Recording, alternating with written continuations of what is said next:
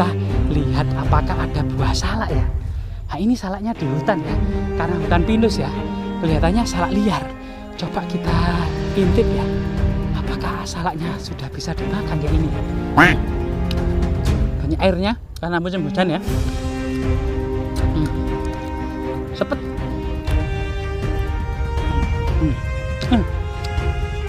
Ini terutama kemudian coba kita hati-hati ya. Mungkin di semak-semak belukar ini ada sesuatu ya, seperti ular, mungkin lagi apa gitu ya. Terutama musim penghujan itu biasanya ular-ular itu bertengger di pepohonan ya, tepat berada di ujung bibir dari jurang. Artinya batu itu kalau dicongkil itu bisa gelondong ke bawah sampai sana, sampai jauh ke sana. Apakah ini juga teknologi perang masa purba ya, untuk kemudian menggelundungi musuh yang ada di bawah ya? Karena ini tepat di pinggir bibir tebing. Ya ini memang sangat misterius sekali ya.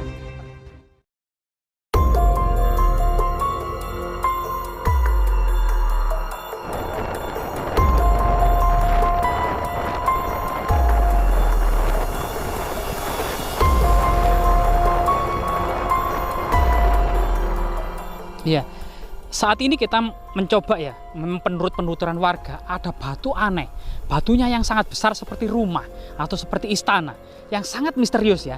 Ya tepatnya memang di atas bukit dari apa namanya, penuh dengan pohon pinus. Ini pohon pinusnya sudah besar-besar dan rindang, dan pemandangannya sangat indah.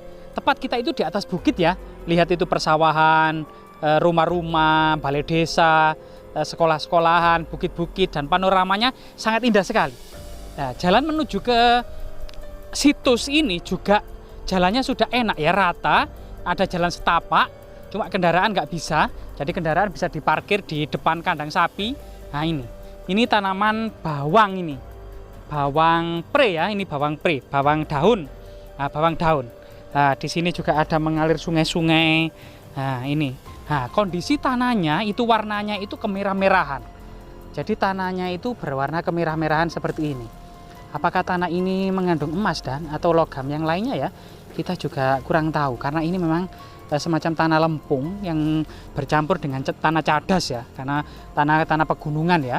Nah, di sini juga ditanami dengan rumput gajah, sehingga di sini adalah surga rumput ya, sangat membantu para peternak sapi ya, sapi. Nah, untuk kemudian apa namanya, lah ini kok ada Garnier terdampar di sini ya, miliknya siapa ini? Masih penuh ini apa namanya, bertengger di atas pohon nangka ini. Pohon nangka juga gitu, daunnya meranggas, bukan meranggas ini, daunnya habis karena dibuat makanan kambing ya. Nah, di sini juga ada pohon lontar. Pohon lontar itu kalau ini memang pohon pinus ya. Pohon pinus itu diambil getahnya ya, untuk cat kayu seperti ini, getahnya dideres, warnanya putih seperti ini ya. Nah ini penderesan seperti semacam pohon karet itu ya. Lah di sela-sela pohon pinus ini masih kita dapati pohon lontar ya, pohon lontar. Nah ini pohon lontar. Ini kalau di Papua inilah yang digunakan untuk sagu. Jadi sagu ini adalah makanan khas dari Papua ya. Di dalamnya itu nanti dipotong, sedangkan ijo atau sabut aren itu berwarna hitam-hitam ini yang biasanya untuk sapu atau untuk rumah pada masa lalu itu untuk genteng ya. Sabut aren ini untuk genteng yang banyak memang di sana ini. Sedangkan daun lontarnya sendiri pada masa kuno digunakan untuk kertas menulis, untuk media tulis pada masa lalu, sehingga disebut dengan kitab-kitab lontar, kitab-kitab daun lontar. Nah, saat ini juga menjadi nama Perpustakaan Universitas Indonesia, Perpustakaan Lontar Universitas Indonesia. Nah, ini mengabadikan dari masa-masa kejayaan peradaban kuno yang menggunakan media tulis menulis lontar. Lah ini bukitnya sangat indah, pemandangannya coba lihat di situ ya. Ada kandang sapi, ada sayur kol, ada tanaman ketela juga banyak ya. Nah ini padi, nah di sana bukit-bukit, orang-orang juga kelihatan dari atas ini. Jadi pemandangannya di sini cukup enak, cukup indah. Nah di sini kita menemukan semacam jenis jamur. Nah mungkin ini jamur beracun atau jamur apa ya? Nah ini kemungkinan ini jamur yang bisa dimakan karena memang tidak ada gelangnya, tapi mungkin jenis jamur yang lain, jamur impes atau jamur apa ini ya. Nah ini artinya di hutan memang kaya akan jamur-jamuran ya. Jamur-jamur banyak ya. Coba kita ke atas ya. Nah, memang di sini sudah cukup wingit ya. Cukup ini, jangan jalannya berkelok-kelok. Itu putih apa itu ya? Putih itu. Apakah jamur itu? Oh bukan, itu sak itu ya. Coba kita cari jalan, jangan-jangan sampai kita tersesat ya. Karena ada akar mimang ya, yang kita langkai atau kita lewati sehingga kita bisa tersesat di hutan. Nah ini. Jadi masa prasejarah dalam catatan Van Hekkeren itu kawasan Kecamatan Pacet, Kabupaten Mojokerto, Jawa Timur ini merupakan surga dari situs-situs peradaban megalitik prasejarah. Ada dolmen, sarkofagus, menhir, tata batu, kursi arwah, punden berundak-undak. Itu banyak data-datanya di Van Hekkeren. Desa-desa yang tercatat dalam bukunya Van Hekkeren dalam penelitiannya misalnya adalah Petak, kemudian Kemiri, Selawe, Kesiman Tengah, Sajen. Nah di sini itu ada tanaman salak. Coba kita lihat apakah ada buah salak ya. Nah ini salaknya di hutan ya, karena hutan pinus ya. Kelihatannya salak liar. Coba kita intip ya, apakah salaknya sudah bisa dimakan ya ini ya. Nah ini kita menemukan salak. Apakah ini salak pondok ya? Nah ini salak pondok mungkin ini. Nah ini coba kita buka ya. Rahayu, bismillah. Nah ini adalah tanaman salak. Oh kulitnya masih hijau royo-royo. Artinya salak ini masih mentah atau masih kecil ya. Salak ini masih mentah atau masih kecil, jadi belum matang. Coba kita cicipi ya, apakah sudah manis, apakah ini salak pondong ya, atau salak biasa ya. Nah ternyata di hutan ini juga banyak buah-buahan ya, banyak buah-buahan di hutan ini. Nah ini,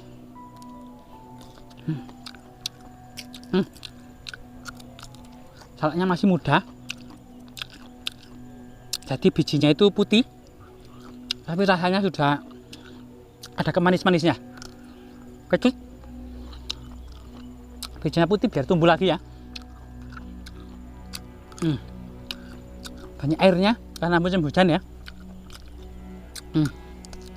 Sepet.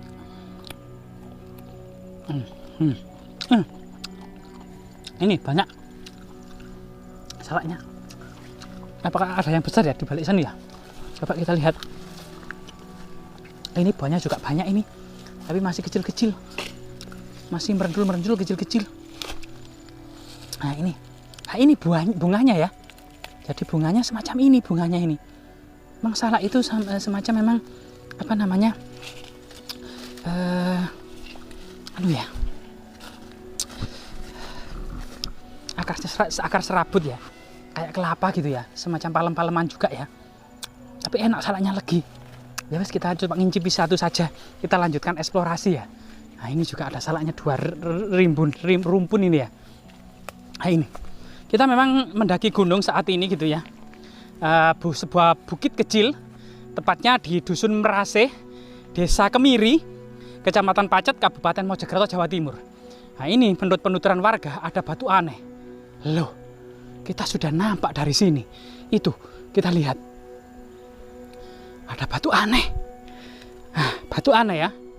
Masyarakat menamai batu tumpuk. Jadi batu yang bertumpuk. Entah sebab apa batu ini kemudian bertumpuk gitu ya. Nah ini, kondisinya seperti ini.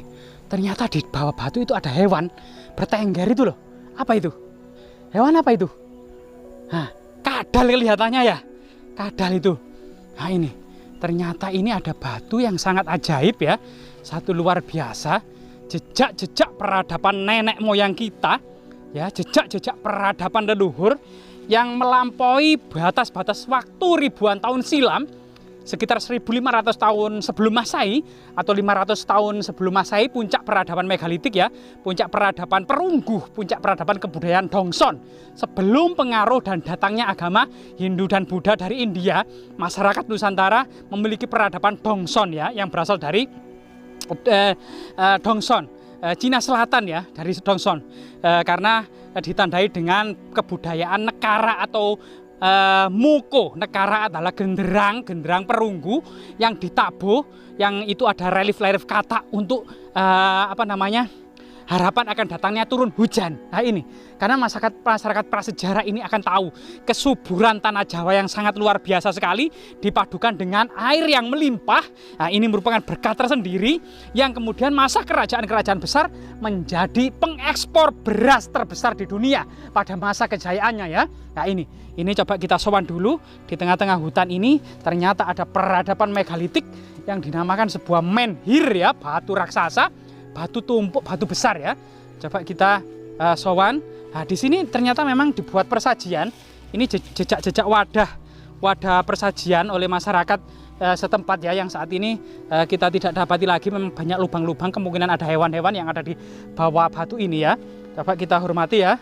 Rahayu, rahayu, rahayu.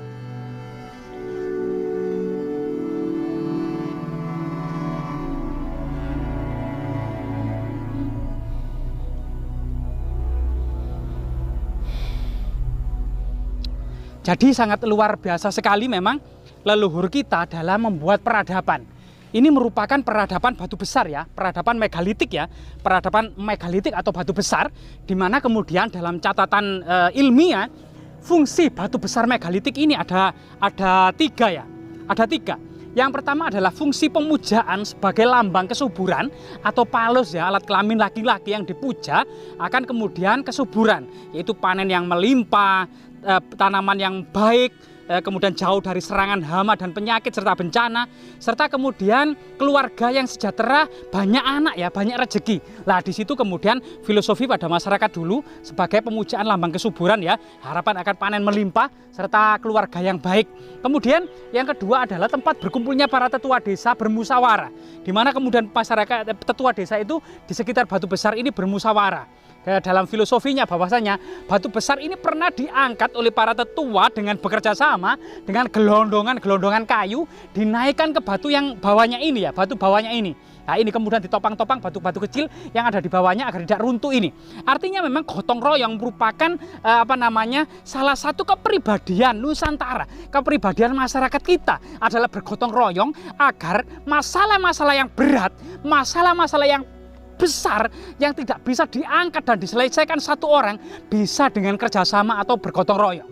Sedangkan fungsi yang ketiga adalah merupakan tempat mengikat. Jadi tempat talinya ini di bawah ini ya, mengikat binatang kurban semacam kerbau sebelum kemudian disembelih dan dibagikan merata dan makan bersama. Sebagai wujud kemudian menghargai para prestasi pembuka lahan, para prestasi membuka saluran, prestasi-prestasi mengeringkan rawa-rawa, mengairi dan hutan-hutan ya agar dibuka sebagai pertanian dan lumbung pangan, serta kemudian makan bersama untuk guyub dan rukun. Itu salah satu ciri khas warga Nusantara. Mahkota Nusantara itu guyub rukun, persatuan dan kesatuan. Inilah kemudian tiga makna filosofi dari batu besar ini. Semoga kemudian hal-hal seperti ini bermanfaat ya, dan semoga tetap lestari. Coba kita melihat dan menengok sekeliling batu besar ini ya. Ternyata memang banyak serangganya ya, terutama banyak nyamuknya di sini memang, karena memang hutan suasananya juga pada musim penghujan saat ini. Nah, coba kita lihat naik ke atasnya. Di sini memang ada jalan setapak yang ke sana itu. Nah, di sana itu ternyata ada sebuah bukit yang tidak bisa ditanami. Ketika ditanami selalu mati. Masyarakat mengenalnya dengan lemah gatal atau lemah gatel ya di sana. Jadi di sana memang ada semacam hutan larangan yang wilayah itu entah sebab apa gitunya, tanahnya itu kalau ditanami tanamannya selalu mati sehingga dibiarkan gundul karena memang dipercaya tanahnya itu lemah gatal. Tapi kita belum mengetahui kajian ilmiah apa yang dimaksud dengan lemah gatal. Nah seperti ini banyak pohon-pohon mati gitu ya. Terutama kemudian coba kita hati-hati ya. Mungkin di semak-semak belukar ini ada sesuatu ya. Seperti ular, mungkin lagi apa gitu ya. Terutama musim penghujan itu biasanya ular-ular itu bertengger di pepohonan ya. Coba kita lihat ya. Nah ini, lah di sini itu ada kayu yang mati ya, entah sebab apa juga, tepat kemudian di samping batu besar ini. Cukup keramat memang ya. Selain kepercayaan lemah gatel gitu ya, ternyata juga ada batu besar yang luar biasa sekali ini. Lah di sampingnya ini juga ada jejak-jejak batu, kemungkinan meja batu gitu ya. Ada semacam batu menhir kelir atau kelir itu kelir itu semacam pendamping gitu. Ini ada 2. 1, 2, rahayu, rahayu, rahayu. Mbah permisi mbah, mbah permisi mbah. Nuwun sewu mbah. Mbah permisi, ada 2 menhir kelir gitu ya. Ini juga diduga ini juga ditopang oleh batu ini, cuma sebagai kelirnya. Dan ini memang batu menhir yang memang ini batu sengaja diletakkan di atas batu besar. Jadi batu besar saling bertumpuk-tumpuk ini ya. Jadi ini, lah di sini itu banyak kotoran hewan ya. Ini burung-burung ini.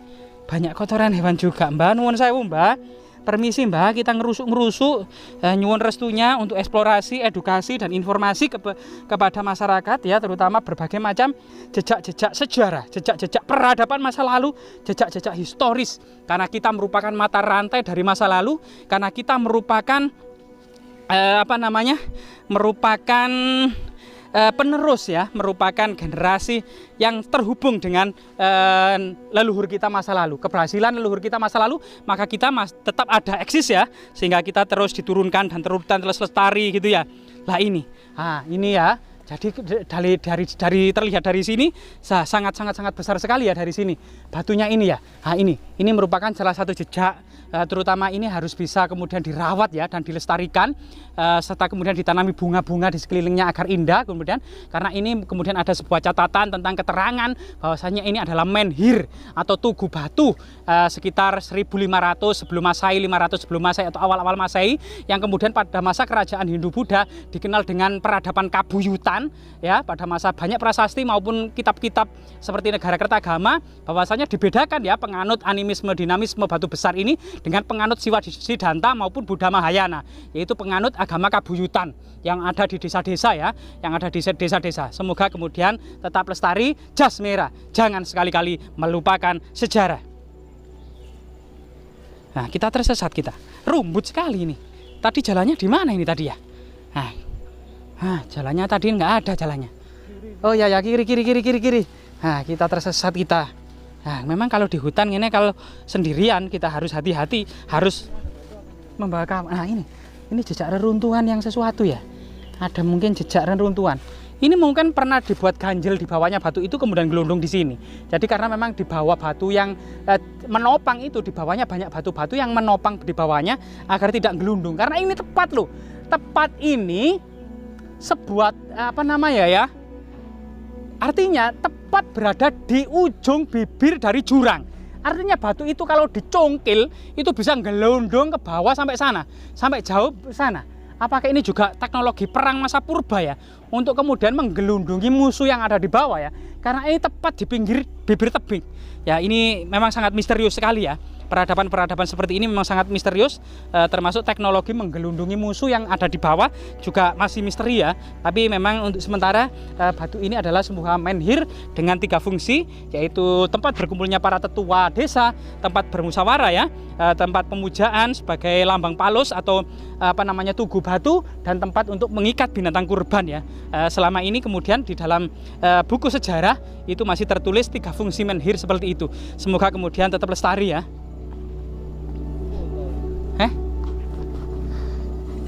Ya, bisa